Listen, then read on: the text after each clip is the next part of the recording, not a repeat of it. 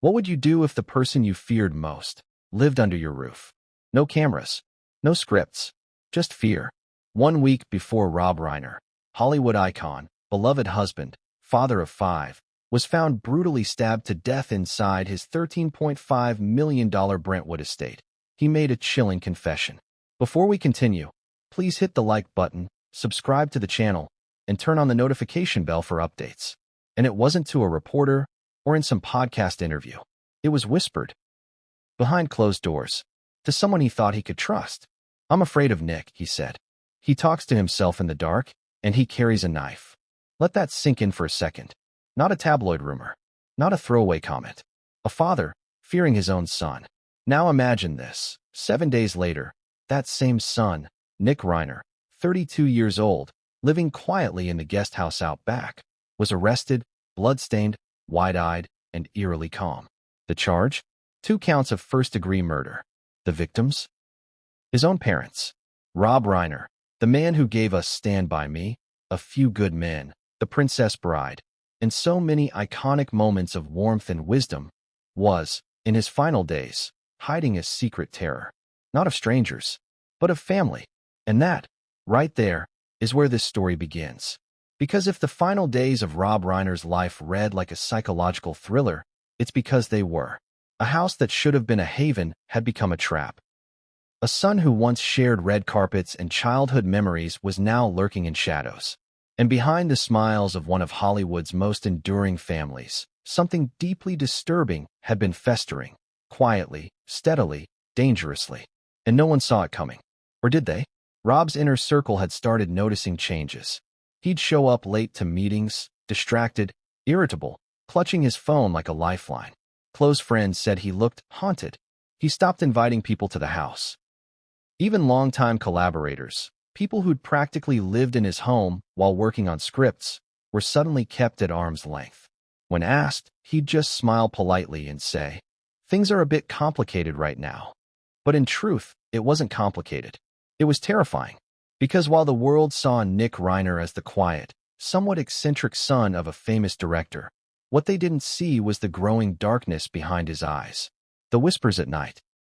The late-night walks through the house. The knives, missing from the kitchen drawer and turning up under pillows. This wasn't a murder that came out of nowhere.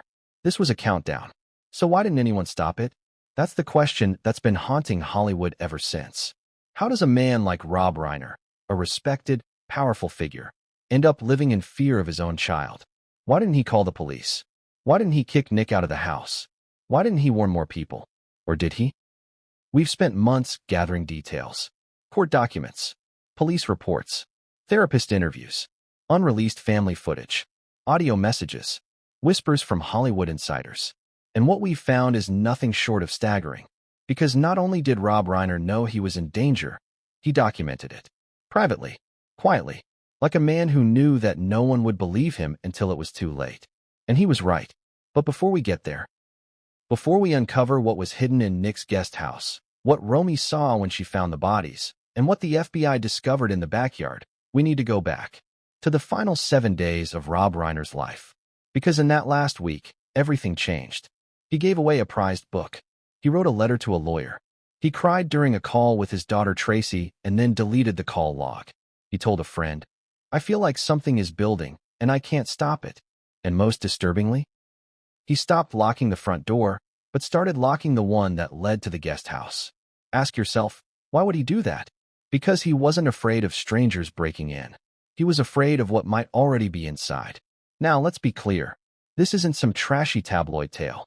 This is a tragedy with real victims, a legal case that's still unfolding, and a family that's been shattered beyond recognition. But it's also a warning. A story about what happens when the signs are ignored. When love becomes fear. When silence becomes complicity. Rob Reiner wasn't just murdered. He was hunted by someone he'd raised. And in the days leading up to that final night, he tried to leave breadcrumbs. To hint at the truth. Maybe even to scream in his own way. This video is about picking up those breadcrumbs and following them to the devastating truth. Because here's the thing. A week before the murders, Rob gave an interview to a relatively unknown podcast host. Most people missed it. It wasn't promoted. It never made headlines. But in it, Rob says something strange. He talks about legacy, about protecting what matters. And then he pauses, longer than usual. Then, almost whispering, he says, "Sometimes, the worst thing a parent can do is love blindly." It didn't mean much then. Now, it feels like a cry for help. So who was Nick Reiner, really? Why did Rob and Michelle let him live in the guest house, despite warning signs? What were the sounds that security guards reported in the middle of the night? Why did Michelle Reiner hide a flash drive in her jewelry box, marked simply, "Do not open unless"? And what was written in the sealed envelope found in Rob's safe, labeled, "In the event of my death by violence"? All of that is coming. But first, we go back to the confession no one took seriously. The moment Rob Reiner told someone, quietly, almost shamefully, "I'm afraid of Nick," and no one listened. What happened after that? What finally pushed Rob to write his will in a rush? What did he see, or hear, that told him time was running out? And what did Nick mean when he told a neighbor, "Don't worry, they'll be free soon"? The story you're about to hear is darker than any movie Rob Reiner ever made. And it ends with a scene that no one could script. But what came next would change everything, and no one saw it coming. He talks to himself in the dark. Let that sentence settle for a moment. Because that wasn't just a worried parent venting over dinner. It wasn't said lightly. It wasn't said in anger. Rob Reiner didn't share it with a therapist. He whispered it. In a parking lot. To a longtime friend. His voice was low. His hands were shaking. And his next words? "I think he's planning something. But I can't prove it. And no one believes me anymore." So, why didn't anyone listen? Why would a Hollywood legend, someone used to commanding rooms and commanding respect, be dismissed when he tried to say he was afraid? That's what makes this story so disturbing. Because the warning signs weren't subtle. They were flashing like neon, screaming like sirens, carved into wood, hidden in notebooks, muttered in the middle of the night.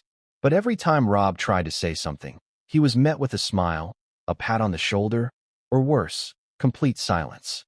Why? To understand that, we need to look back, briefly, at how Nick Reiner became the son no one wanted to talk about. He was born into privilege, fame, opportunity, but with that came pressure. From the outside, he had everything: access, name recognition, money, freedom. But something didn't sit right. Even as a child, Nick was unpredictable. Teachers described him as brilliant but volatile. Babysitters quit. Family members whispered. And behind closed doors, even Michelle, his mother, was afraid to be alone with him when Rob traveled. One early nanny told police, after the murders, that she used to double-check the locks every night when Nick was 10 years old. And that was decades ago. So when Rob made that chilling confession, "I'm afraid of Nick," he talks to himself in the dark. This wasn't paranoia. It was a culmination of years, of incidents, of warnings. And still, no one took it seriously. Let's rewind to 1 week before the murders. It's a Thursday afternoon. Rob's meeting a friend. Someone he's known since when Harry met Sally. They grab coffee. Light small talk. Hollywood gossip. Nothing too serious. But then Rob leans in. He's not joking. Not this time. "I think Nick's watching us," he says. The friend laughs. But Rob doesn't. He stares past the window. At the car parked across the street. At the shadow behind the wheel. "He's been doing that lately," Rob continues. "Just sitting there. Not moving. Like he's waiting for something." He says Nick has been writing in journals. Hundreds of pages. None of it coherent. Late at night, Rob hears his son pacing in the guest house. Reciting dialogue. Entire monologues. Like he's performing for someone, but no one's there. And last night, Rob says, he was holding something. "I couldn't see what it was, but I think it was a knife." Now here's where things get truly unsettling. Because that friend? He later told police he thought Rob was venting. "I didn't know he meant it literally," the friend said. "I thought it was just family drama, not murder." He even laughed it off that night. Rob didn't. Rob didn't even finish his coffee. He got up, paid the bill, looked his friend dead in the eyes, and said, "If anything happens to me, tell them I tried." Then he walked away. And here's the twist. That same night, Rob sat down with Michelle and tried, once again, to convince her to move. Just for a week. Rent a hotel. Visit Romy. Get out of the house. Michelle refused. Because to her, the threat wasn't real. Nick had been unstable before. He'd spiraled. But he always bounced back. "He's our son, Rob," she said. He just needs help. But Rob didn't buy it anymore. He'd seen something, felt something, and it was growing darker by the hour. The next day, Rob made a phone call. Not to the police, not to a therapist, to his lawyer. What was discussed in that call? We only know fragments. But what we do know is this. The lawyer later handed over a sealed envelope to investigators after the murders. It was labeled, "In the event of my death by violence." And inside was a statement, a typed 3-page letter, dated exactly 7 days before Rob was found dead. In it, Rob describes a series of disturbing events. Nick had stopped responding to texts, but left notes outside their bedroom door. Cryptic ones. Phrases like, "You don't get to decide the ending anymore." He began sleeping during the day and pacing all night. Knives from the kitchen were going missing. Rob once found a burned DVD in the fireplace. It was labeled The Final Cut. And most damningly, he'd found Nick, one night, standing outside their bedroom door, just standing, motionless, at 3:12 a.m. When Rob opened the door, Nick didn't speak. He just smiled. So again, why didn't Rob call the police? Simple. He was terrified of what that might provoke. Because Nick had already threatened to go nuclear if anyone tried to have him committed again. That wasn't a metaphor. Nick had been in psychiatric care before, and it never ended well. There were altercations, injuries, lawsuits. Rob had spent millions trying to keep it all quiet. And now, here he was, locked in his own home with a ticking time bomb, and no one believed him. Not his friends, not his colleagues, not even his wife. Because to everyone else, Rob was being dramatic. And Nick? Well, he was just troubled. Until he wasn't. Let's talk about that last voicemail. Because this is the moment where everything starts to unravel. On the morning of December 13th, Rob called his daughter Tracy. She was in New York. They hadn't spoken in weeks. The call lasted 6 minutes. No one knows exactly what was said. Because Rob, after hanging up, deleted the call log. But Tracy later told detectives this. Dad said something wasn't right. He sounded tired and scared. He said, "I just need you to know. I love you." And then he said something weird. He said, "If Nick tells you anything, don't believe him. Promise me that." When she asked what he meant, the line went dead. That was the last time they ever spoke. And now we come to one of the eeriest moments in this entire case. That night, a neighbor's security camera caught something. A figure, matching Nick's build, leaving the guest house around midnight. He's holding something long, wrapped in a towel. He walks across the backyard. He disappears behind the tool shed. He stays out of view for 22 minutes. Then he returns, empty-handed. Police found freshly disturbed soil behind that shed. What was buried there? We'll get to that later. But just know this. It wasn't gardening tools, and it wasn't garbage. Now, back to the main question. Why didn't anyone take Rob's confession seriously? Because they never heard it. At least, not the full weight of it. Rob was careful. He hinted, whispered, left clues. But he never screamed. Why? Because he was a father.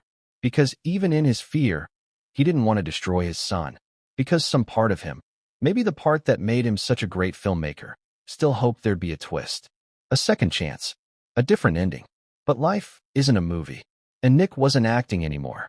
When police finally arrested Nick the next night, they said he was calm. Too calm. Blood on his shirt. A knife in the sink. But no signs of struggle. He told them. They're free now? It's done. But what did that mean? Free from what? What exactly was done?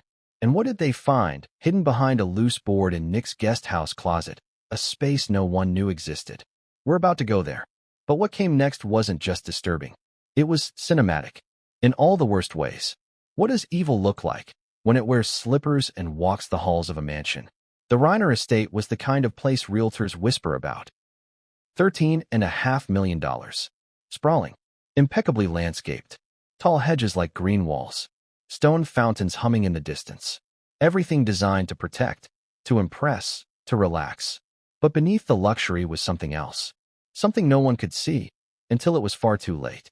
Because the Brentwood estate had two faces. The main house, sunlit, warm, buzzing with life and laughter. And the guest house, cold, quiet, and haunted by the mind of a man no one understood anymore. Let's walk through it together. Main entrance. Mahogany doors, polished to perfection. You'd step into a foyer lined with photos, snapshots from a charmed life. Rob and Michelle at Cannes. Romy as a baby on Rob's shoulders. Tracy in her graduation gown. A framed shot of Rob shaking hands with Bill Clinton. Another with Oprah, Spielberg, Tom Hanks. A legacy. To most people, this house was a temple of Hollywood history. But not to Nick. To him, it was a cage. A reminder. A museum of all the love, attention, and success he felt excluded from. So he retreated. Out back. To the guest house. Now here's where things get interesting. The guest house wasn't just a spare room. It was a separate world. Cameras were disabled. The locks had been changed twice, without Rob's knowledge. The windows were always covered. Heavy blackout curtains, drawn shut, even at noon. No staff entered. Not the housekeeper. Not the gardener. Not even the private chef. Nick doesn't like anyone in his space, Rob once said. But what was he doing in there? That's the question no one asked out loud. Because the answer was terrifying. After the murders, investigators obtained a search warrant. They walked into the guest house expecting clutter, maybe signs of drug use, evidence of mental illness. But what they found was obsession. The walls were lined, floor to ceiling, with scribbled notes, taped printouts, and crude sketches. Scenes, characters, monologues, dialogue, hundreds of them, all centered around one theme: betrayal and revenge. At the center of the living room, they found a massive corkboard titled ACT3. Below it, in blood-red marker, the words, "No more rewrites." Who was he writing for? What was the story? Some believe Nick was scripting his own version of the truth, an alternate reality where his parents were villains, and he the misunderstood antihero. Others believe it was a manifesto, a descent into madness, told in screenplay format. But then came the most disturbing detail of all. Every page, every single page, was numbered backwards, from 1000 to 0, and page 0 was blank, except for one handwritten note. Final draft. Scene complete. But let's not get ahead of ourselves. Because long before that discovery, there were subtle clues. Tiny fissures in the marble, little things the Reiners ignored until they couldn't. Staff noticed strange behaviors. One housekeeper, who only entered the guest house once, told police she found used duct tape under the bed and a sketch of a woman crying, labeled Mother. She told Michelle. Michelle told Rob. But neither confronted Nick. Why? Because by then, they'd learned one brutal truth. Confrontation made things worse. Back in the main house, Rob had started changing his routine. He installed a new lock on the inside of the master bedroom. He began carrying his phone everywhere, even into the shower. He told Romy, during a casual brunch, that if she ever received a message that didn't sound like him, to call 911. She laughed. He didn't. And then there was the alarm system. Here's the strange part. It worked. But the sensor for the back door, the one facing the guest house, had been disabled. Rob didn't know how. Neither did Michelle. The security company swore they hadn't done it. But someone had. And what about that night? The night everything broke? Detectives later walked the entire estate. They found something odd. A wine glass, still full, sitting on the piano in the main living room. 2 chairs pulled out. Fireplace crackling. It looked like a scene out of a magazine. But just 20 feet away, past the kitchen, a door hung slightly ajar. The one that led to the garden path. The one that connected directly to the guest house. No signs of forced entry.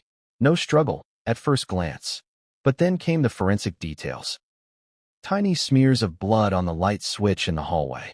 A shoe print, Nick's size, on the marble, heading toward the master bedroom.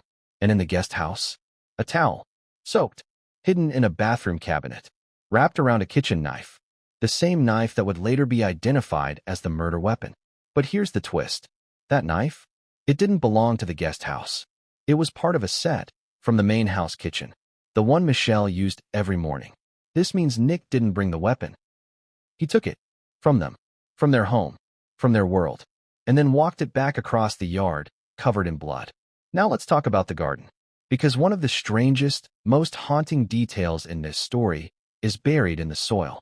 Literally, a neighbor's security cam, as mentioned earlier, captured Nick disappearing behind the shed for 22 minutes the night before the murders. When investigators searched that spot, they found disturbed dirt, and beneath it, a shoebox, wrapped in plastic, taped shut. Inside were 3 things. A burned DVD labeled Scene 1, a lock of hair, tied with a red ribbon. A Polaroid of Rob and Michelle asleep on the couch. The photo wasn't dated, but experts believe it was taken through the window of the main house from the yard. Nick had been watching them, studying them, plotting. So here's the chilling contradiction. To outsiders, the Brentwood estate was a dream, a palace, a monument to a successful life. But to the Reiners, it became a theater, one where they were the characters. And Nick was the writer, director, and final judge. What was real? What was staged? That's what makes this case feel unreal. Because there's a moment, captured in Rob's final video diary, discovered posthumously, where he says something that now feels like prophecy. The video is grainy. Just Rob, sitting in a dim room. He looks tired, hollow, and he says, "Sometimes, I feel like I'm living inside a story I didn't write, and I don't like where it's headed." The next day, he was dead. But this isn't the end. Not even close. Because what came next shocked even the LAPD. Inside the guest house bedroom closet, police discovered a false panel. Behind it, a tiny hidden room. No windows. No light. Just walls covered in newspaper clippings. All about Rob. His career. His life. His failures. And in the center, a mirror. Smashed. Blood-specked. And scrawled across it, in black Sharpie. "You weren't supposed to survive the first draft." Was this Nick's fantasy? His revenge? His cinematic masterpiece? Or was it something even darker? Something deeper and more broken than anyone realized? The clues were there. In the estate. In the air. But no one saw them. Or no one wanted to see them. Because sometimes, denial is easier than destruction. And Rob Reiner? He was a man torn between protecting his legacy and saving his life. But what he didn't know is that the script was already written. And Nick? He was already in rehearsals. Because what detectives found next wasn't written in Sharpie. It was engraved. A phrase. On the back of a chair. Scratched with a pocket knife. 5 words. Scene 2 begins with silence. And the silence was just beginning. What if the child you raised never really grew up, but instead grew darker? Every family has a story. Some stories are full of joy. Some regret. And some, like the story of Nick Reiner, become cautionary tales. From the outside, he was just another child of Hollywood privilege, the son of an acclaimed director, raised in a home filled with music, film, opportunity, and love. But behind the gates of the Reiner estate, a different narrative was unfolding, one no magazine profiled, one that even close friends whispered about only after it was too late. Because from an early age, Nick Reiner wasn't like other children. Let's go back, way back, to the early 90s. Rob and Michelle had just welcomed Nick into the world. He was their youngest child, the last piece of their family puzzle. A beautiful baby boy, born into wealth, legacy, and affection. But even as a toddler, something was off. Nick didn't play like other kids.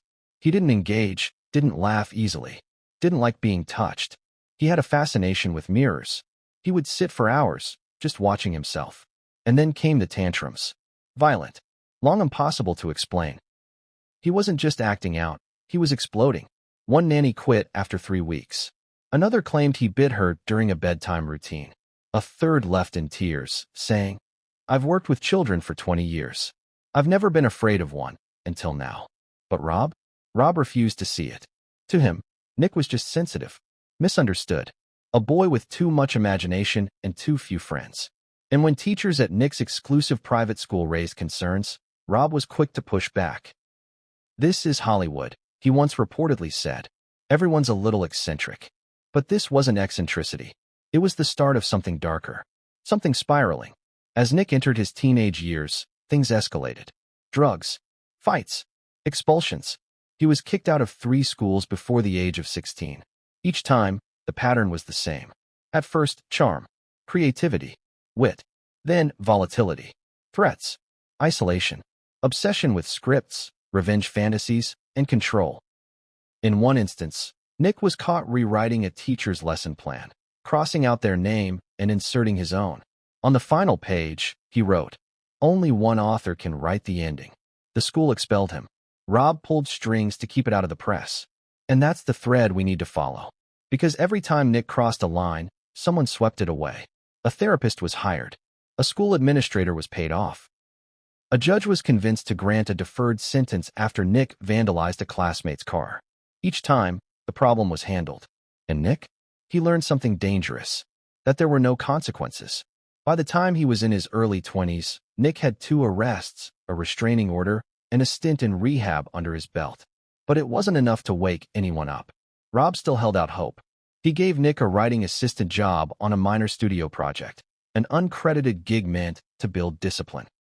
Instead, Nick showed up once, pitched a script titled Bloodline, and never came back.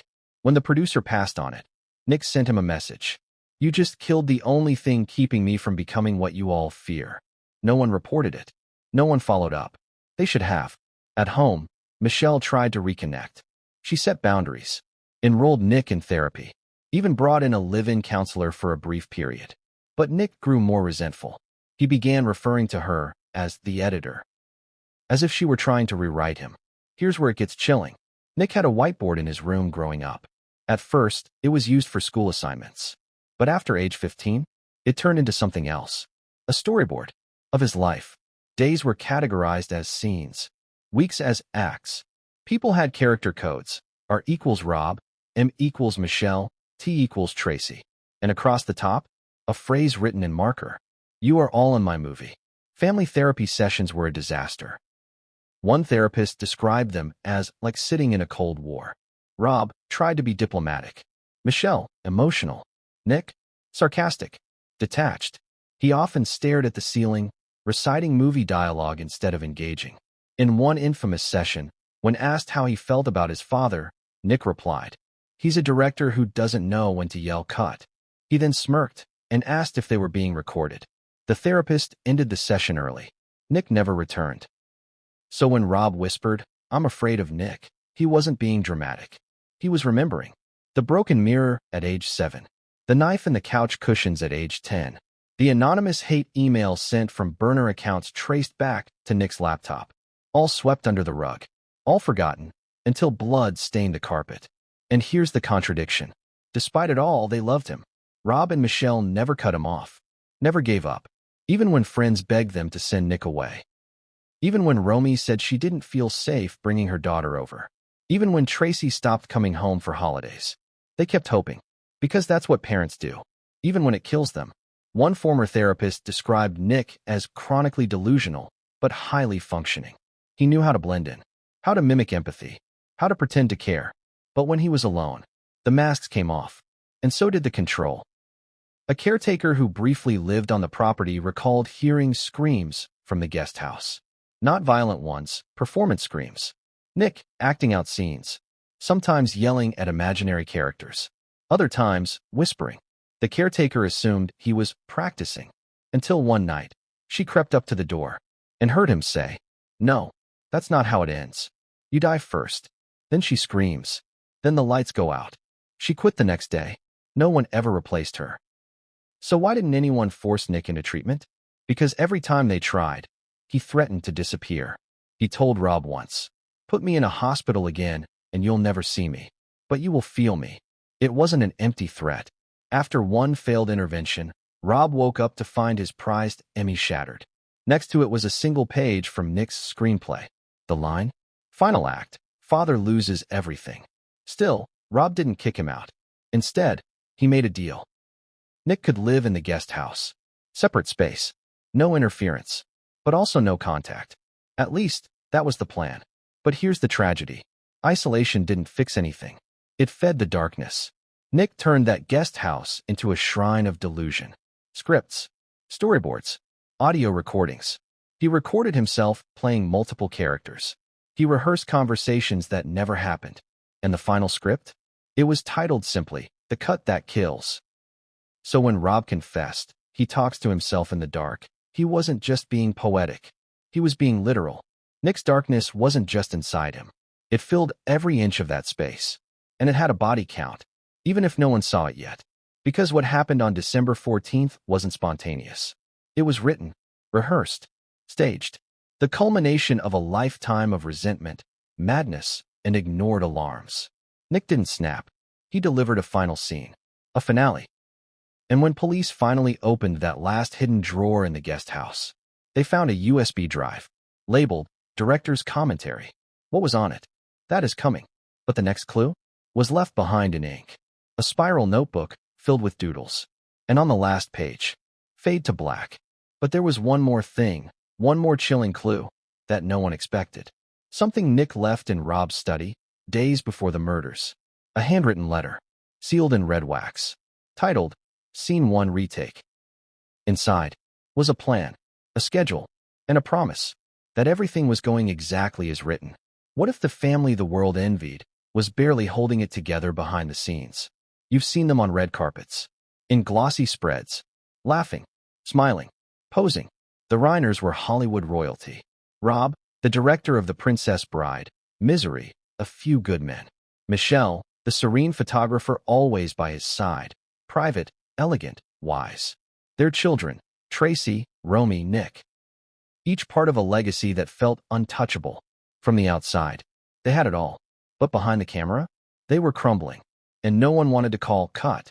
There's a picture that circulated in 2016. Rob and Michelle at a gala in Los Angeles. Dressed in black. Holding hands. Elegant. Comfortable.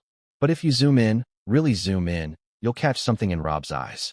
Something tight. Tired. Haunted. And standing 20 feet away, not with them but near them, is Nick. Expression blank. Hands in his pockets. Face unreadable. He's not part of the family unit in that photo. He's a ghost. And that was no accident. By that point, the Reiner family had learned to manage two realities. The one they showed the world, and the one they lived inside. It was a split performance. Carefully maintained. Painfully rehearsed. Because Hollywood doesn't reward brokenness. It erases it. Rob Reiner had spent his career shaping stories. Tight arcs. Redemptive endings. Order from chaos. But at home, he couldn't control the script. Nick wasn't a character. He was the unfixable third act. And that terrified Rob more than anything else. Because what do you do when your life's greatest failure calls you dad? Colleagues began to notice. Rob missed meetings, forgot lines, drifted during interviews. One producer said he wasn't angry or arrogant. He was distracted, like something was eating at him. Another claimed Rob started turning down major offers. Multi-million-dollar directing gigs, just to stay close to home. At the time, everyone assumed he was enjoying retirement. But behind the scenes, he was in crisis mode.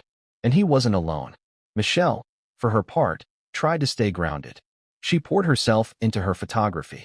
She took long walks, spoke at mental health conferences, smiled through every appearance. But she too was unraveling. One former friend said, I asked her once, offhandedly, how Nick was doing. Her smile froze. Then she changed the subject. Another recalled a cryptic comment Michelle made at a charity dinner. Sometimes, the monsters aren't under your bed. They're in the next room over. No one knew what to say, so they said nothing. Even within the family, there were fractures. Tracy Reiner, Rob's daughter from his marriage to Penny Marshall, had all but distanced herself from the inner circle. Publicly, she said it was for privacy. Professionally, she was working on her own projects. But privately, she was scared. In a leaked deposition taken days after the murders, Tracy admitted, I stopped bringing my daughter to the house. Nick scared her. He scared me. And I told Dad that. I begged them to get help. But they didn't. Or maybe they couldn't. Because love makes us do irrational things. Especially when it's tangled in guilt. Then there's Romy, the youngest Reiner sibling. The one who discovered the bodies. She had been the bridge between Nick and the rest of the family. The hopeful one. The peacemaker. But even she started pulling away. A journal entry from Romy, shared with investigators, read, I don't know who Nick is anymore. It's like he's not here. Just this empty shell. Sometimes I catch him watching me. Not in a creepy way. Just blank. Like he's waiting for me to say something. But I never know what. And perhaps the most telling line. I feel like he's always filming something that the rest of us can't see. Here's the brutal irony. The more unstable Nick became, the more the family tried to pretend things were normal. They smiled for the press. They hosted garden parties. They posed for anniversary photos. Because they thought that by performing peace, they could manifest it. But you can't outact a ticking bomb. At one point, Rob and Michelle tried a new approach, containment. They set hard boundaries. Nick could live in the guest house, but he wasn't allowed in the main house without permission. No more late-night wanderings. No more popping up in the kitchen unannounced. For a while, it worked. He kept to himself. The household calmed. Until it didn't. It started small. The housekeeper would find strange things. Objects moved, notebooks left on the porch, the family cat hiding under the bed. Then came the smells. Burning paper. Melted plastic. One staff member claimed she found a melted action figure on the steps, positioned like a body. It was brushed off. Until Michelle opened her laptop one day and found the desktop wallpaper had been changed to a black screen with white text. Just 3 words. Fade to black. That's when Michelle broke. She called a private security expert, asked about panic rooms, surveillance. She didn't tell Rob. But when he found out, he wasn't angry. He just nodded and said, "It's time." Time for what? No one knows. Because a week later, they were dead.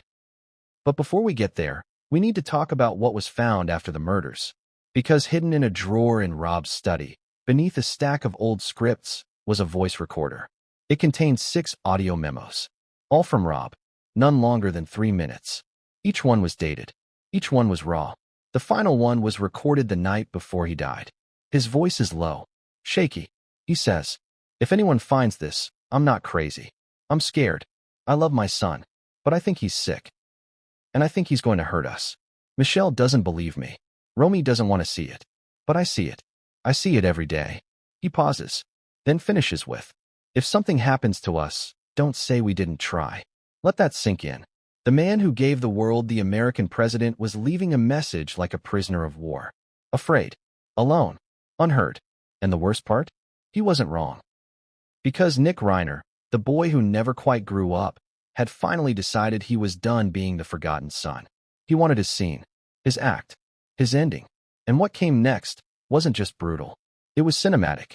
When police opened Nick's laptop, they found a folder titled Finale_Storyboard. Inside were diagrams, timelines, character arcs. One labeled Exit, Mother, EXT, Master Bedroom, Night. Another, Father Monologue, Death Interrupted. But the last one, just a black slide, titled Credits, No Survivors. And that's where we go next. Because the guest house wasn't just a place Nick lived. It was a theater, and hidden inside it was a diary, written in script format, describing every movement leading up to the murders, down to the minute, down to the blood, down to the scream. What if someone told you their life was a movie, and you weren't just watching it? You were written into it. As a victim? Because that's exactly what Nick Reiner believed. And it wasn't just a metaphor. It was a manuscript, tucked behind the radiator in the guest house, folded, aged, and wrapped in plastic, was a stack of pages. At first, investigators thought it was just another failed screenplay, until they began to read. Because what they were holding wasn't fiction. It was a countdown. A diary, written not like a journal, but like a film script, scene by scene.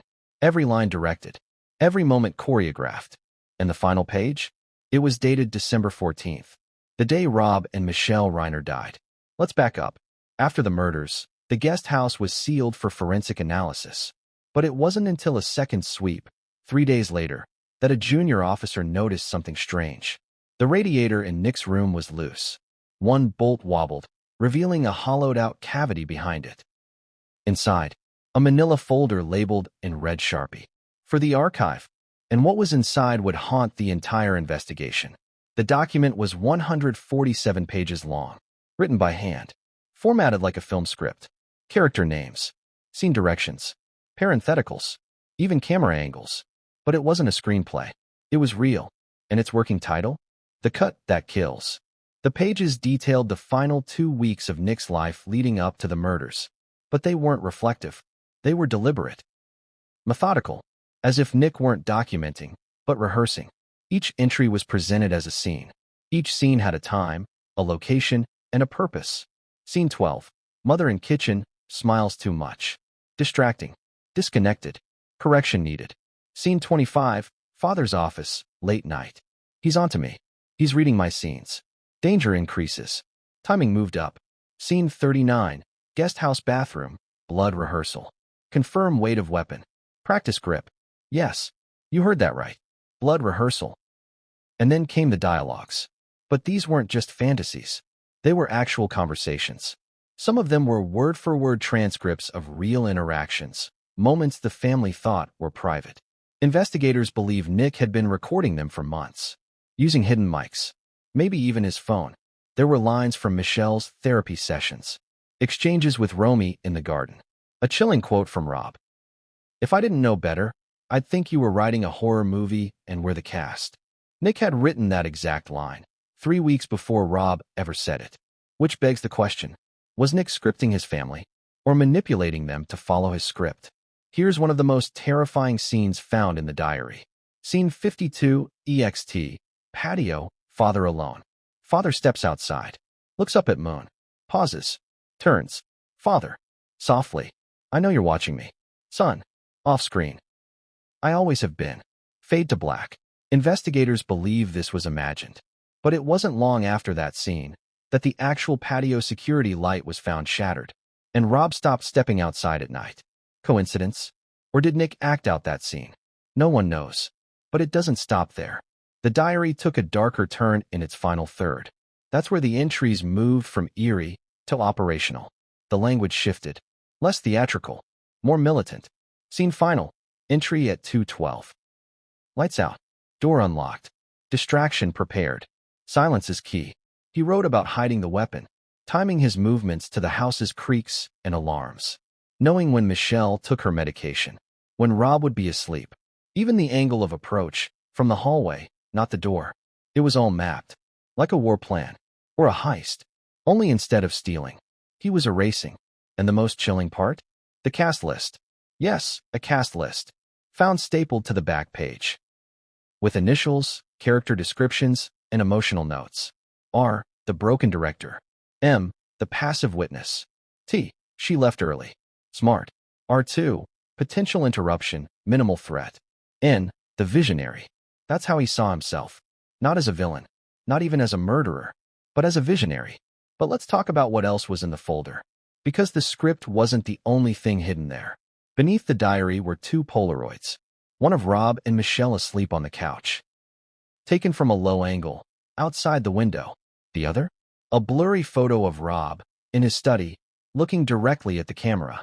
But no cameras were found facing the inside of the house. Which means Nick was in there, watching, waiting, taking photos, weeks before the murders. Also in the folder, a thumb drive, labeled simply, Scene 0. And what was on it? Chilling audio. Static-filled, low quality, but unmistakable. Rob, Michelle, talking, laughing, unaware. In the background, breathing. Heavy, close, and then a whisper, barely audible. Nick's voice. "Say goodbye." Click. Silence. That audio file was timestamped December 12th, 2 days before their deaths. It wasn't a mistake. It was a rehearsal. Let's go back to the notebook's final entry. Written in bold ink, unlike the others. All caps. Centered on the page. Scene complete. Cut. Below it, 3 checkboxes. Ballot box with check entry. Ballot box with check execution. Escape. The last box.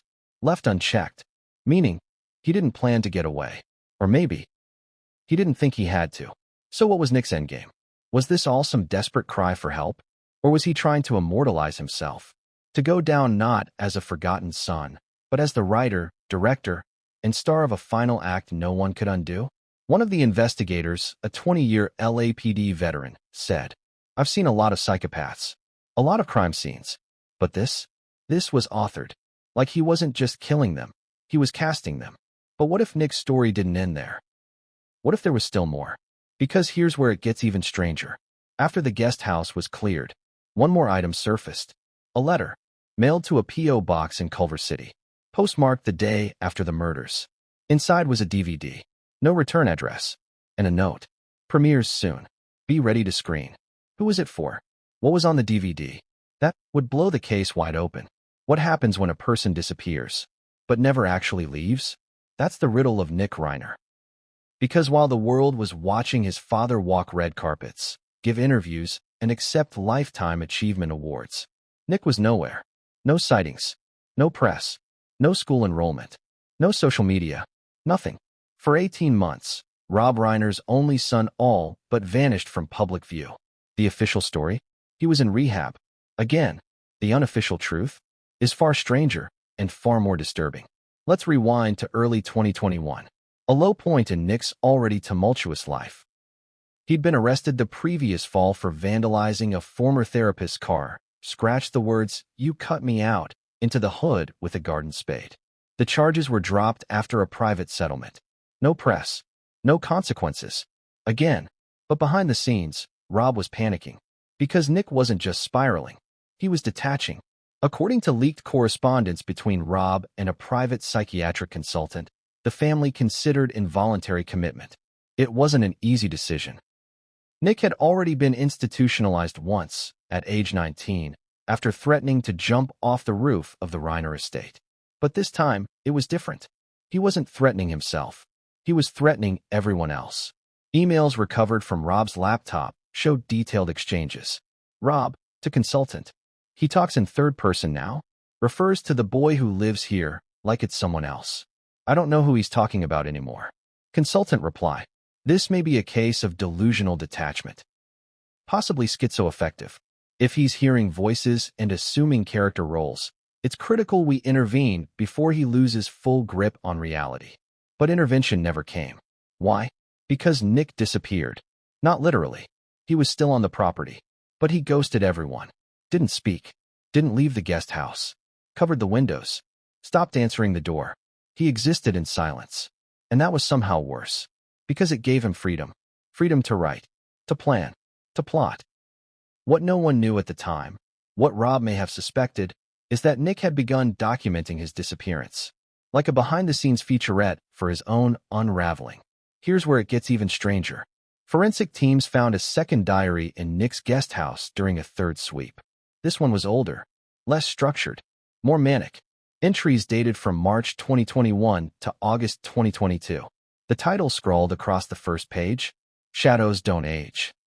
Inside were fragments of a mind losing grip on reality. Paranoia, anger, moments of clarity, shattered by hallucinations. One page read, "The house is not real. They are actors. I don't remember the audition.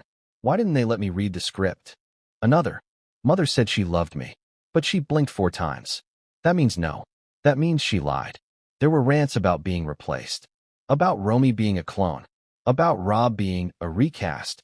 He even wrote, "Every father in every scene is just a stand-in for the one that left." That line appears verbatim in the cut that kills. Meaning, this wasn't just a diary. It was pre-production. But where was Nick during this time? What happened in those lost months? We found part of the answer in an unexpected place. A former psychiatric nurse, working at a private treatment center just outside Santa Barbara, came forward anonymously. She claimed Nick was enrolled under a pseudonym, Ethan Blake. And her testimony was chilling. He wasn't violent. He wasn't loud. But he stared. Deep, unbroken eye contact. Like he was reading a teleprompter no one else could see. He refused group therapy. Spoke only in lines. Literal movie lines. But twisted. Distorted. Once, he handed me a paper napkin with 2 words on it. Scene 28. I asked what it meant. He said, "You'll find out when it premieres." The nurse says Nick was discharged against medical advice after 3 months. Rob picked him up. And after that, Nick was off the radar. No trace. Not until a year later, when he returned to the guest house. More isolated. More controlled. More cinematic.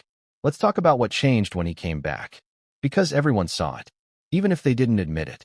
Nick didn't speak unless spoken to. He wrote things down instead of texting. He wore the same clothes. A black hoodie. Gray sweats. Always barefoot. And he carried a notebook. Everywhere. A thin, red-covered notebook labeled Scene Development, Rewrites Only. No one was allowed to read it. Not even Michelle. And then, one day, it disappeared. But here's the detail that might haunt you most. On the back of that notebook, faintly scribbled in pencil, were 5 words. I watched them rehearse grief. What did he mean? That his family was pretending? That he believed their love was fake? Or that he'd already imagined their deaths? And was watching them live as if nothing was coming? Whatever it meant, it confirmed one thing. Nick was no longer part of the family. He was observing them, writing them, directing them. Fast forward to October 2023. Just 2 months before the murders. Nick reemerges, briefly. He appears at a small film panel Rob is hosting at a UCLA event. He sits in the back. Doesn't speak. But after the event, a film student reported something strange. Nick approached him. Handed him a folded page. said nothing, then walked away. That student never opened the note.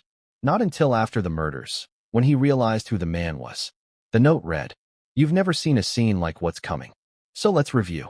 Nick disappears for 18 months, is placed in a psychiatric facility under a false name, is discharged and returns to the guest house, becomes completely silent, but obsessively organized, begins scripting his family, his world, and eventually, his ending.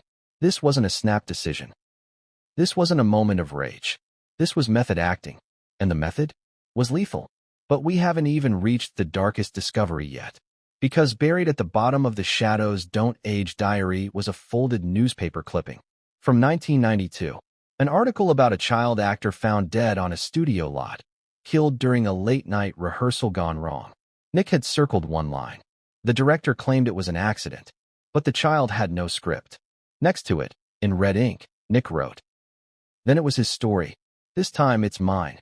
That note was dated exactly 1 year before the murders, meaning Nick had been building toward this longer than anyone imagined. It wasn't just revenge.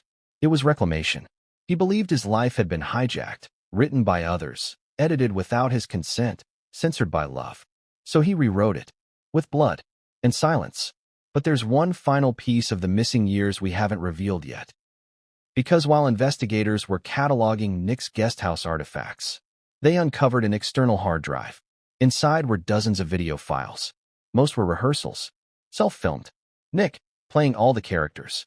Rob, Michelle, Romy, himself, speaking in their voices, mimicking their gestures. But one file was different, titled premiere_night.mov. The date? December 14th. The timestamp? 3:12 a.m. And what was on it? A static screen. A single message. Scene complete. Then, 10 full seconds of silence. And finally, Nick's voice. Wasn't that beautiful? Click. Black. But here's the twist. That file was created automatically by a motion sensor camera in the guest house. Meaning, Nick didn't record it. The system did. Which means someone, or something, moved in that room after the murders. But who? And why? That's what investigators are still trying to solve. Because this wasn't just a story about a killer. It was a story about an ending still unfolding. And what came next would crack this case wide open. What if the most powerful decision in this story wasn't made with words, but with silence? What if the thing that sealed everything wasn't a threat, or a scream, or a confession, but a choice to say nothing? Because when investigators began piecing together the final days, one pattern kept resurfacing. Not Nick's rage, not Rob's fear, Michelle's silence. Let's start where the questions begin. Why didn't Michelle leave? She had the means, the friends, the awareness. She had noticed the changes, the odd hours, the knives missing, the way Nick watched the house like a set he'd memorized. And yet she stayed, not because she didn't see it, but because she believed something else mattered more. People close to Michelle described her as the calm one, the ballast, the person who believed storms passed if you didn't feed them. And for decades, that belief had worked. When Rob panicked, Michelle soothed. When Nick exploded, Michelle rationalized. When the family fractured, Michelle stitched it together, quietly, carefully. She believed in containment, in patience, in love as a stabilizer. But here's the contradiction. Love can stabilize, and love can enable. During the investigation, detectives recovered Michelle's personal notebooks. Not diaries, work journals, notes for projects, photographic ideas, travel lists. But tucked between contact sheets and aperture notes were phrases that didn't belong. Short, stark, unfinished. If I say it out loud, it becomes real. He needs calm, not conflict. Rob worries too much. Nick will come back to us. Those lines weren't evidence of ignorance. They were evidence of hope. And hope can be dangerous. Friends later recalled a conversation from late November. A small dinner. 5 people. Wine. Laughter. Someone asked Michelle how she was holding up with everything at home. She paused, then smiled, then said, "Families survive worse. No one pushed. No one ever did." But there's another layer here, one most people missed. Michelle wasn't just staying quiet. She was actively shielding. From whom? From everyone, including Rob. Phone records showed something unusual. In the final month, Michelle had spoken privately with Nick more than anyone else. Late-night calls, long silences, messages that weren't recorded. And yet Rob? He was often left out of those conversations. Why?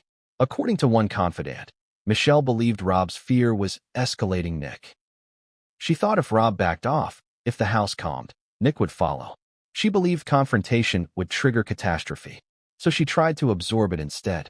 There's a moment, reconstructed from texts and calendar data, that stands out. 3 nights before the murders, Rob wanted to call a family meeting.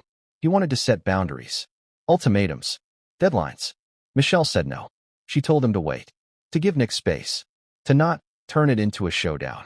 Rob listened. He always did. And that decision echoes. Investigators later discovered something that complicates this even further. A voicemail Michelle recorded, but never sent. It was found on her phone, saved as a draft. Her voice is steady, soft. She says, "I know you're hurting. I know you feel misunderstood. But this doesn't have to end badly. We can fix this. I just need you to trust me." She pauses, then adds, "Please don't do anything tonight." That voicemail was time-stamped 11:47 p.m. The murders are estimated to have occurred after 2 a.m., which raises a chilling question. What did Michelle know that made her record that message? Some investigators believe Michelle sensed escalation. Others believe Nick said something specific, something that scared her. But instead of sounding the alarm, she chose de-escalation. Silence. Containment. Hope. Here's where the idea of the unspoken pact comes in. According to a family acquaintance, Michelle once said, "As long as I stay calm, he stays calm." That was her rule, her strategy, her pact with herself, and perhaps with Nick. Because silence, in that house, wasn't absence. It was policy. Now let's talk about the flash drive. The one hidden in Michelle's jewelry box. Because silence doesn't mean ignorance. And Michelle, it turns out, was watching too. The flash drive contained photographs. Dozens of them. Taken from Michelle's camera. Documentary style. The guest house at night. The lights on when they shouldn't be. The door ajar. The shadows in the window. She wasn't accusing. She was collecting. Evidence. Or reassurance. We don't know. But the last photo on the drive is different. It's dated 2 days before the murders. A blurred image of Nick in the yard. Looking straight at the lens. Not surprised. Not angry. Aware. Why didn't she show these to Rob? That question has no comfortable answer. But the most likely one is also the hardest. She believed she could manage it. She believed silence was protection. And here's the tragedy. In trying to keep the peace, she may have helped preserve the stage. In trying to avoid escalation, she may have delayed intervention past the point of return. That doesn't make her responsible. It makes her human. Because fear doesn't always scream. Sometimes it whispers. Sometimes it convinces you that tomorrow will be calmer. That tonight will pass. That love is enough. Investigators later asked a simple question. If Michelle had spoken sooner, called someone, told someone, could this have been stopped? There is no answer. Only silence. And that silence didn't end with her. Because Nick, when questioned, said something chilling. He told detectives. She understood. She knew not to interrupt the scene. What did he mean by that? Was he rewriting her silence as consent? Or did he believe, truly believe, that her calm was approval? That question still haunts the case. Because silence, to someone like Nick, wasn't neutral. It was permission. And that brings us to the next turning point. Because while Michelle stayed quiet, someone else was preparing to speak. Someone who had tried to warn them before. Someone who didn't believe silence was safety. Someone who would later say, "I told them," and no one listened. And when that person finally broke their silence, everything changed. But that comes next. What if silence wasn't just a choice, but a strategy? And what if that strategy quietly failed? Because once investigators understood Michelle's role, not as an instigator, not as an accomplice, but as a buffer, the case took on a deeper, more tragic shape. She wasn't blind. She was bracing. There's a moment, buried in phone metadata, that investigators keep returning to. It's subtle, easy to miss. At 1:08 a.m., roughly an hour before the estimated time of the murders, Michelle's phone shows a short burst of activity. Not calls, not texts. She opened her notes app. 4:47 seconds. Then closed it. No new note was saved, which raises a chilling possibility. She started to write something, and stopped. Why? Fear? Second thoughts? Or because she heard something that made writing irrelevant? No one knows. But what we do know is that Michelle didn't call for help. And that decision, whether conscious or instinctive, became the final expression of her unspoken pact. People who knew Michelle describe a woman who believed deeply in de-escalation. If you don't react, the moment passes. If you don't panic, the danger dissolves. If you don't feed the fire, it burns out. That belief guided her parenting. It guided her marriage. And in the end, it guided her silence. But silence doesn't exist in a vacuum. It sends signals. And to someone already detached from reality, silence can be misread. Not as caution, but as agreement. When detectives questioned Nick later, they asked a direct question. Did your mother try to stop you? Nick's answer was unsettling. She didn't interrupt, he said. She trusted the timing. That phrase, trusted the timing, appears nowhere in Michelle's notes. Nowhere in Rob's recordings. It appears only in Nick's writing, which suggests something deeply disturbing. He may have interpreted Michelle's calm not as resistance, but as validation. That's the danger of silence when someone is scripting their own reality. If you don't object, you become part of the scene. If you don't scream, cut.